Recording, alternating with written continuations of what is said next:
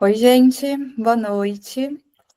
São 7h05, então a gente aguardou aí uns 5 minutinhos até todo mundo entrar, achar o link no e-mail, mas como a gente sempre preza por pontualidade, vou começando aqui, então, hoje o nosso bate-papo sobre a fertilização in vitro. Então, vou começar me apresentando. Meu nome é Thaís, sou médica ginecologista e especializada na parte de reprodução humana.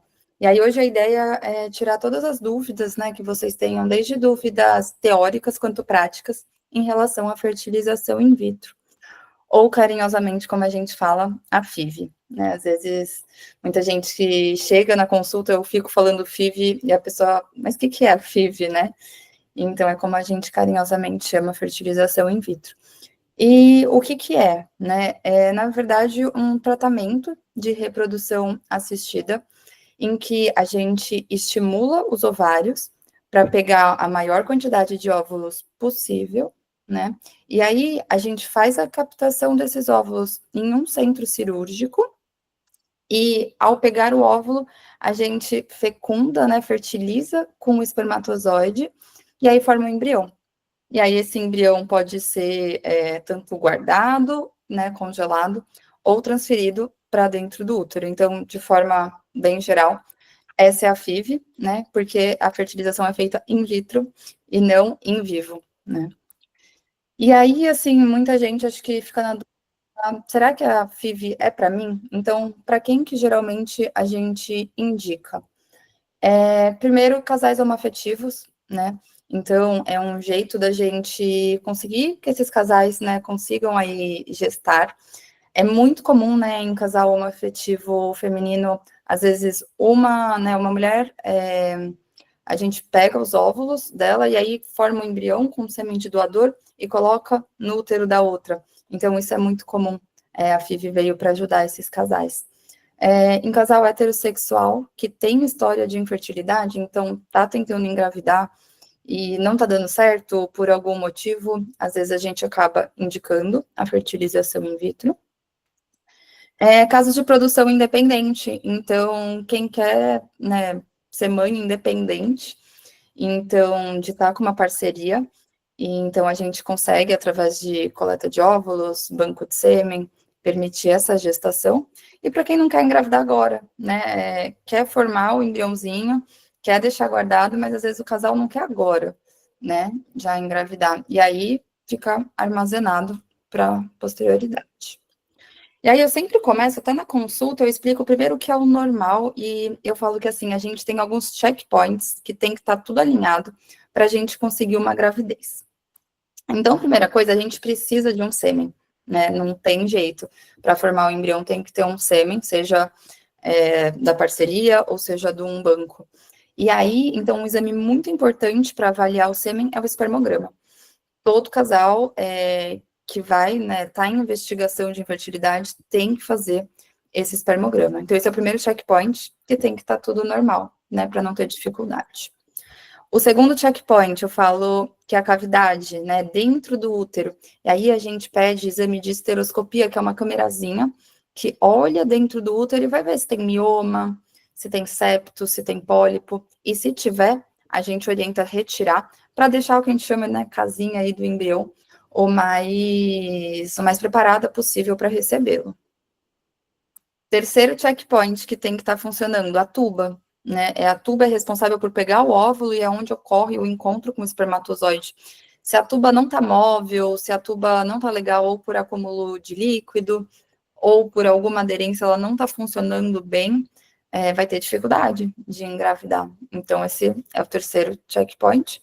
E para avaliá-la, a gente tem um exame da histerosalpingografia.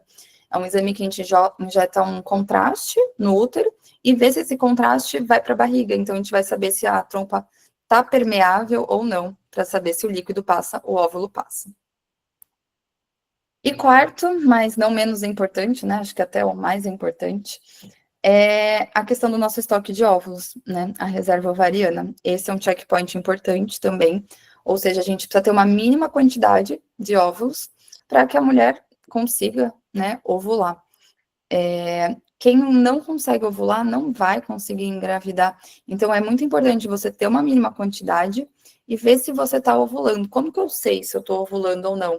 Se você menstrua regularmente, você ovula, tá? Quem tem ciclos muito espaçados, por exemplo, síndrome do ovário policístico, não está ovulando. E aí pode ter dificuldade e precisa de auxílio médico. E aí, trazendo um pouquinho, né, da parte que gera bastante dúvida sobre banco de sêmen. Então, geralmente, quem que vai atrás de um banco de sêmen? Se a gente faz um espermograma, por exemplo, e não tem espermatozoide de qualidade, nem para uma fertilização in vitro, né? Naturalmente pode ser difícil, mas às vezes, mesmo na FIV, pode ser difícil. Então, a gente precisa, né, pegar um sêmen de doador na produção independente, como eu já falei, e para casais homoafetivos, né, que a mulher tem o óvulo, precisa de um espermatozoide para formar um embrião. E aí surgem muitas dúvidas. Então, como funcionam, né, esses bancos? Esclarecendo um pouquinho aqui, a gente tem bancos nacionais e bancos internacionais. As regras são bem diferentes uns dos outros. A gente auxilia, isso acho que é um diferencial aqui da OIA, nesse processo de escolha. Então, muitas dúvidas surgem, aí a gente vai orientar. Então, assim, bancos todos, na verdade, você tem algumas características mínimas, né, dos doadores. Então, se tem algum problema de, né, saúde ou coisa hereditária, para ser o mais saudável possível. Por exemplo, se é negro, enfim, a etnia, branco, oriental, isso a gente tem essas características. Agora, quando a gente vai para bancos internacionais, nossa, é muita característica. Eles às vezes colocam foto de criança ou foto atual, você pode saber o hobby do doador, tem muito mais características e até é proporcional ao valor que você paga, quanto mais você paga, mais características você sabe.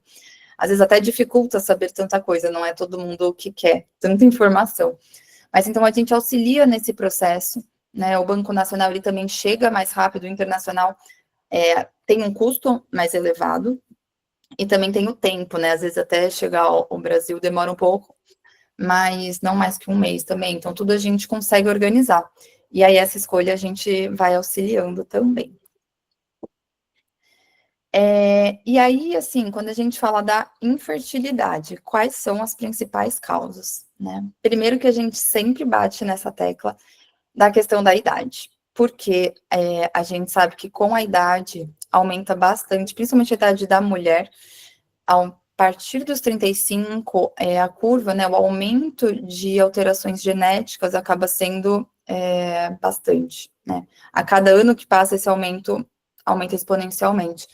E aí, né, você fala, nossa, mas não vejo nascimentos de tanta alteração genética, mas é que muitas vezes a pessoa nem consegue engravidar, porque o corpo é sábio, se vê que é algo que não vai para frente, nem engravida. Então, essa acaba sendo a principal dificuldade da mulher.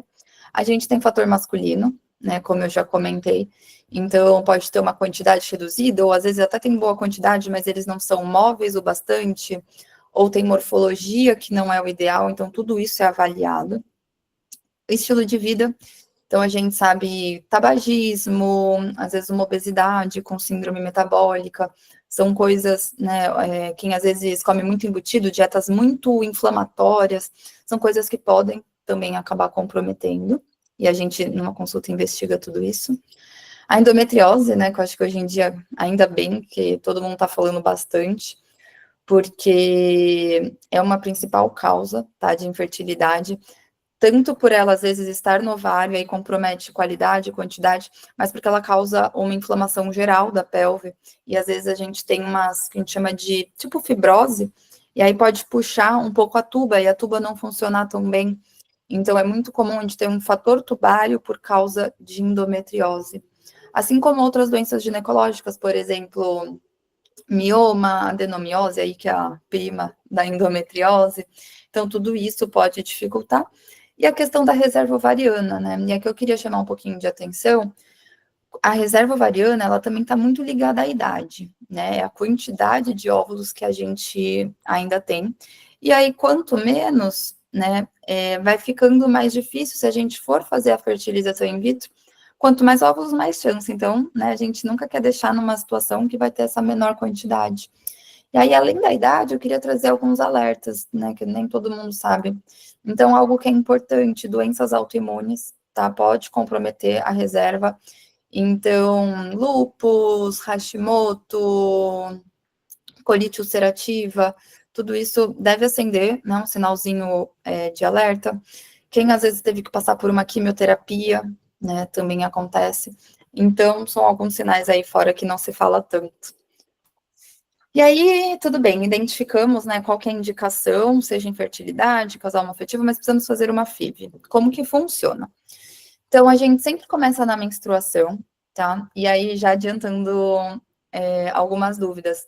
Ah, se eu tenho ovário policístico e minha menstruação tá irregular, eu não menstruo, como que a gente vai resolver? A gente consegue alinhar de uma forma, às vezes usando pílula, alguma outra coisa, para sincronizar e começar. Então, não se preocupem se o problema for o ciclo irregular. A gente faz esse primeiro ultrassom para contar os folículos, porque o folículo é a casinha do óvulo. Então, através de medicação hormonal que a gente passa, a gente quer que cada folículo cresça do que a gente está vendo. Essa medicação hormonal é injeção que a gente dá, que são as gonadotrofinas, são os hormônios que vão estimular os folículos, e a gente dá comprimido via oral também. Essa injeção é uma agulha bem pequenininha, né, igual de insulina. Vocês mesmos conseguem se aplicar, a gente ensina, mas depois que aprende é bem tranquilo, leva para casa. E aí, o nosso segundo encontro para ultrassom vai ser depois de 8 dias. Então, né, é uma semana ali que você fica mais tranquilo. Às vezes tem um pouco daquele mito, nossa, tem que ir toda hora na clínica. Não é assim. Nesse ultrassom, a gente vai medir o tamanho dos folículos, porque eu quero que eles comecem a crescer mais. E aí, quando eles chegam no tamanho ideal, que seria de 18 a 20 milímetros, que é quando eu espero ter o óvulo maduro, a gente faz a medicação final e prossegue para a coleta dos óvulos, né? Coleta dos óvulos é num centro cirúrgico, né? Tem uma anestesia que é uma sedação, que você dorme, tipo endoscopia. E aí, via transvaginal, então não tem nenhum corte abdominal, é tudo pela vagina. A gente aspira o líquido desses folículos e aí dentro vão estar os óvulos. O que eu posso sentir, né, nesse processo? É bastante hormônio? É bastante hormônio. Mas os sintomas, no geral, são mais tranquilos do que as pessoas acham. Então, geralmente, eu falo que é como se fosse uma TPM. Pode dar um pouquinho de dor de cabeça, um pouquinho, né, de dor na mama, ela tá um pouquinho mais inchada. A barriga, mais pro final, você pode sentir um inchaço, porque seu ovário vai crescer. Então, pode ter um pouquinho de cólica. Mas, assim, é vida normal, não precisa pegar férias do trabalho para isso, né? É algo que você consegue levar no seu dia a dia, tá? E aí, a segunda etapa. Então, tudo bem, eu falei até a coleta dos óvulos. Peguei o óvulo. E agora? Né? Porque se eu fosse só congelar óvulo, terminaria aí. Qual é a diferença para a FIV? No dia da coleta, a gente precisa fertilizar com o sêmen. Seja coletado por ejaculado, né? Se for um casal hétero, ou se vai ser um banco, né? Já tem que estar lá no laboratório, a paletinha com sêmen, para fazer a fertilização. A fertilização, né, que a maioria a gente acaba fazendo é a ICSI, que é a injeção intracitoplasmática. Então, aqui vocês conseguem ver, acho que minha setinha é um óvulo, e aí a gente injeta o espermatozoide, né, já bem selecionado, dentro desse óvulo para formar o nosso querido embrião. E aí o embrião vai se desenvolvendo, né? Nem todo óvulo vira embrião, nem todo embrião vira um embrião desenvolvido, né? Eu falo que é sempre um funil, por isso que a quantidade acaba importando. Aí quando a gente tem esse embrião que a gente chama de blastocisto, que é o embrião do 5º dia, a gente transfere para o útero, né? A transferência é um passo bem mais tranquilo em relação à punção. Geralmente, é raríssimo o caso que precisa de anestesia, geralmente acordada, é tipo um Papa Nicolau, realmente. E aí, vocês conseguem acompanhar tudo no ultrassom, é muito legal. A gente passa o espéculo, coloca um catéter, que na verdade é um catéter primeiro guia, né, que vai formar o trajeto, aí o laboratório manda o embrião, assim, na hora, e a gente passa por esse túnel, e no ultrassom, aqui vocês conseguem ver o catéter, dá para acompanhar certinho, e aí aqui no fundinho a gente coloca o embrião. Terminou, então, assim, um procedimento muito rápido, uns 10 minutinhos, o embrião tá lá e vai implantar. Então, essa etapa, a ansiedade é grande, mas em termos técnicos e de sintoma, é bem mais tranquilo que a primeira parte. E quais as chances de sucesso, né? É importante a gente falar disso, porque infelizmente não é 100%. Na verdade, é até longe disso, né? Infelizmente, a medicina ainda não conseguiu descobrir todos os gaps, tudo que daria para melhorar. Mas o que a gente sabe que está totalmente ligado à idade e à causa, né? Então, assim, o que a gente sabe que mulheres abaixo de 35 anos, por causa da qualidade do óvulo e do que eu falei de ter menos alterações genéticas, a gente está ali nos 50% por ciclo, tá? Então é por estímulo, lógico, se você fizer mais vezes, vai ter mais chances. Mas então, por um ciclo, tá em 50% a chance de ter um bebê em casa, tudo certo. Vocês vejam aqui, né? Quando a gente vai para 38, 40, acaba beirando os 25%. Então, é uma diferença grande. Ah, é possível? É super possível. A gente tem muitos casais, né, nessa idade, mas a gente sempre alerta das chances. Então, assim, hoje está tendo uma conscientização maior, né, sobre congelamento, sobre não demorar tanto tempo para ir atrás disso. Então, quanto antes, em relação à idade, maior o sucesso. Tem a questão da causa, né? Então, a gente sabe que tem fatores mais tranquilos, digamos. Então, se o problema é um fator da tuba, você viu que nenhuma parte do processo eu falei em relação à tuba. Na fertilização in vitro, a gente meio que ignora, não precisa da tuba. Então, esse é um fator, por exemplo, que não impactaria tanto no resultado. Às vezes, diferente de uma endometriose muito importante, de trombofilias ou de alteração no sêmen, né? Que às vezes tem muita dificuldade em formar embrião, então depende muito da causa. E aí, acho que esse é um tema bem polêmico, número de embriões. Quantos embriões eu posso transferir? FIV aumenta a chance de gêmeos, né? Tudo isso vem junto. Então, não, tá? Primeiro, assim, FIV não aumenta a chance de ser gêmeo. O que acontece é que você pode escolher quantos embriões você vai transferir. Aí muita gente acaba, às vezes, querendo 2, e por isso que a FIV parece que aumenta a chance de vir gêmeo. Eu, como médica, né, meu paciente sabe, eu sempre falo para transferir 1. Porque existe uma pequena chance, assim como qualquer pessoa em gravidez natural também, desse 1 virar 2. Então, se você colocou 2, existe 3 a 4% de 2 virarem 4. E eu falo, não basta engravidar, né? Tem que ter o bebê saudável em casa. Então, você colocar 2, 3, você não vai estar dando a chance de sucesso. Na verdade, você só vai estar colocando num mesmo momento 2, tá? Então, a gente sempre recomenda 1, salvo algumas exceções, às vezes o embriãozinho não tem uma nota tão legal. A gente sempre prefere a transferência única, tá? E aí, alguns mitos, né, barra verdades aí, dúvidas que vocês possam ter. Então, assim, dá para escolher as características do bebê? Não, tá? Não pode, né? A nossa legislação é bem séria em relação a isso, tá? A gente tem muitas informações, né? Tudo bem certinho, e eu acho isso muito bom, porque a gente tem que pôr certos limites. Então, você não consegue escolher nenhuma característica, tá? Nem em relação ao sexo, que é uma grande dúvida, né, das pessoas. Não está autorizado escolher o sexo, exceto se. E aí, como eu saberia o sexo? Quando você faz uma análise genética, vem, né, se é 46XX, que seria mulher, 46XY, que seria homem. Então, só que eu não posso escolher, né? O que vier, sempre a gente vai transferir o melhor embrião. Agora, tem doenças ligadas, como hemofilia, ligada ao sexo. Aí, nesse caso, sim, porque lógico que a gente vai escolher o que não vai ter a doença. É 100% de chance, né, de conseguir uma gravidez? Não. Infelizmente, né, a gente sabe que, como eu falei, é tudo um funil.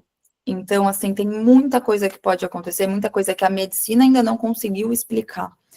Então, como eu disse ali, a chance menor que 35 anos está nos 50%. Se você repetir mais vezes, vai acumulando, né, a chance. Agora, sim, transferir, conseguir um beta positivo, nossa, já é para comemorar mesmo, né? Mas não quer dizer, por exemplo, às vezes pode ter um aborto, às vezes tem causa de trombofilia, causa imunológica. Então, ainda assim, não é uma certeza, né, que vai ter o bebê em casa no final, por isso que a gente sempre alerta e faz toda uma estratificação de risco para detectar possíveis fatores e a gente já tentar sanar esses fatores antes mesmo deles acontecerem, como a trombofilia, por exemplo. E aí a gente acaba sempre esbarrando em falar de valores, né? Que nunca, eu como médica não gosto muito de falar de valores, mas é sempre importante, porque é uma dúvida, né? E são valores altos, então eu acho sim que isso tem que ser discutido e o paciente tem que entender tudo que ele está fazendo e qual o custo de cada coisa. Então, contando como é aqui na OIA. Então, a fertilização in vitro tem um valor de 33 mil. Se você já congelou óvulos, né, uma vez já tem eles guardados, só então seria a parte da fertilização, o preparo do endométrio, transferência, é o valor de 16 mil. O que está incluso? Então, a equipe médica, né, e aí, como que funciona? Assim, eu acho que tem uns benefícios, né, no sentido que eu valorizo bastante, então, assim, podem contar sempre com a pontualidade da nossa equipe. Ah, é só um ultrassom, às vezes, né, tem lugares que atrasa muito, você fica mais tempo aguardando ser chamado do que fazendo ultrassom. Então, aqui na hora a gente preza muito pela pontualidade, de não ter atraso. Quem é meu paciente, está em tratamento, sempre tem meu contato, qualquer dúvida, qualquer hora, manda mensagem, eu sempre vou estar respondendo. Então, acho que a gente tem esse contato muito próximo, e eu acho que para um tratamento desse que causa uma ansiedade, eu acho que isso é muito importante. A nossa clínica tem toda a estrutura, então todos os ultrassons também estão dentro do valor, todos os medicamentos. A parte do embriologista, né, que é uma parte muito tecnológica, então tudo isso também está incluso, essas medicações que são bastante caras também. O procedimento final da transferência, né?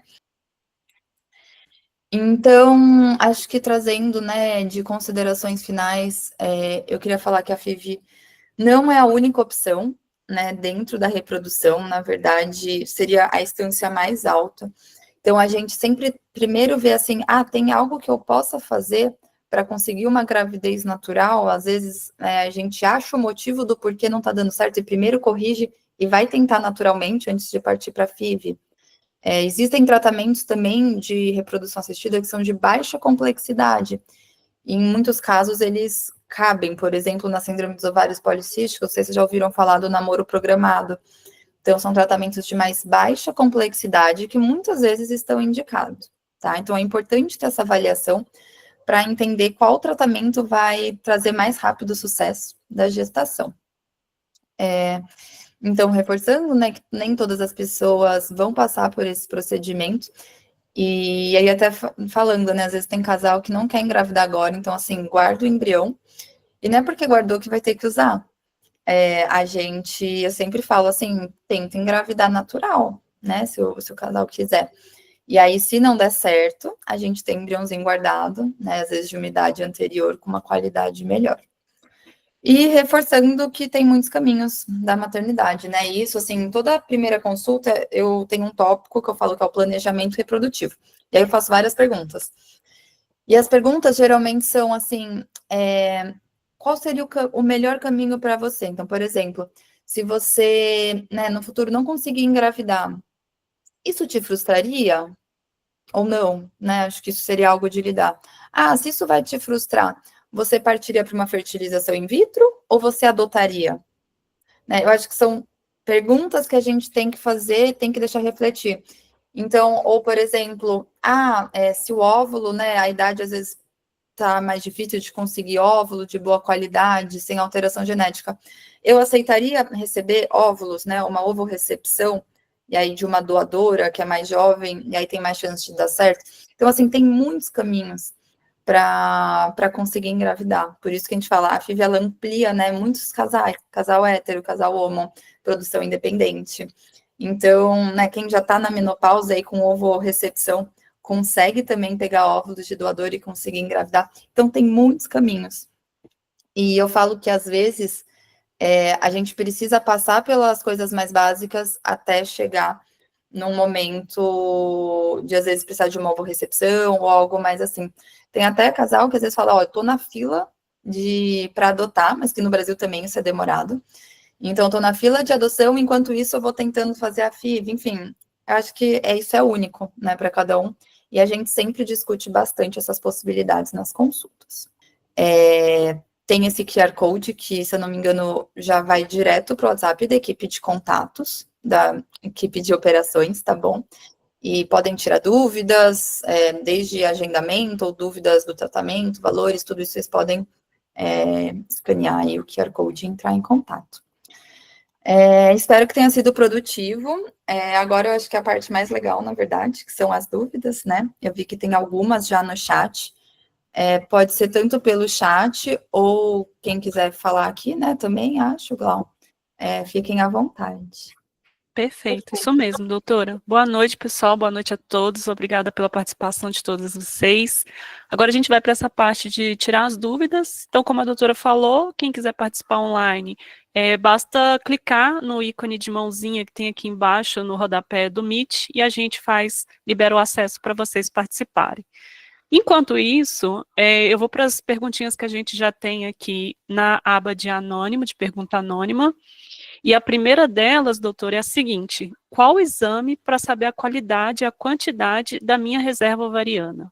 Ótima pergunta, né? Isso todo mundo vem mesmo, acho que é a primeira dúvida.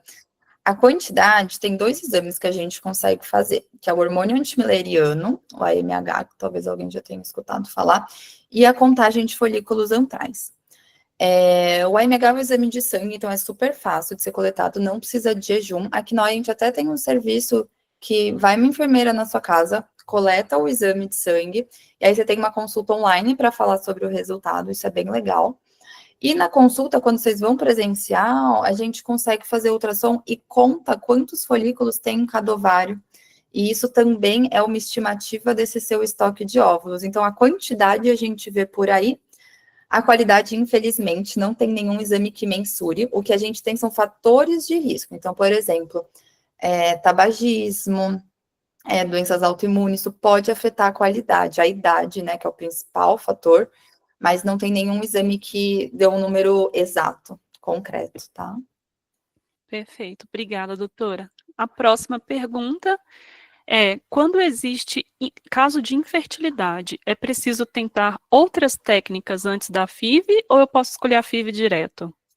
A escolha é sempre sua, né? Então, assim, até casal que tem infertilidade e às vezes é uma causa, por exemplo, ovário policístico, que o problema é não ovular. E aí eu até consigo fazer um tratamento de baixa complexidade, que é te ajudar a ovular. Agora, esse tratamento vai te dar a mesma chance de uma gravidez natural, que é 25% por mês. Aí você fala, Thaís, estou cansada, não quero ficar só com 25%. Quero partir para fertilização in vitro, porque aí minha chance vai pular para 50%, por exemplo. É possível sem eu passar pelo namoro programado? Com certeza, tá? É uma possibilidade. Muito bom, doutora. Bom, chegamos aqui ao final das perguntas. Se alguém ainda quiser participar online, é só levantar a mãozinha, a gente libera o acesso. Enquanto isso, eu vou dar uns recadinhos finais. Essa apresentação ela foi gravada, então em alguns dias vocês vão receber, pelo mesmo e-mail que vocês usaram para cadastro, para participar aqui no webinar, vocês vão receber a gravação desse conteúdo com a apresentação da doutora e também os cupons que foram compartilhados para vocês agendarem a consulta e começar essa jornada de investigação de fertilidade ou o processo de tratamento, inclusive. Doutora, muito obrigada pela participação, conteúdo excelente, como sempre. Obrigada, Cláudia, obrigada a todo mundo que está aqui à noite, né? Todo mundo sempre ficou o dia inteiro trabalhando, fazendo várias coisas. É muito legal ter esse espaço e se sintam à vontade. Tem todos os nossos canais, né, para entrar em contato depois, tirar dúvida, a gente está sempre bem disponível. Vai ser um prazer ajudar todo mundo aí nessa jornada. Perfeito. Muito obrigada, pessoal. Uma boa noite, bom descanso para Boa todos. noite, gente. Tchau, tchau.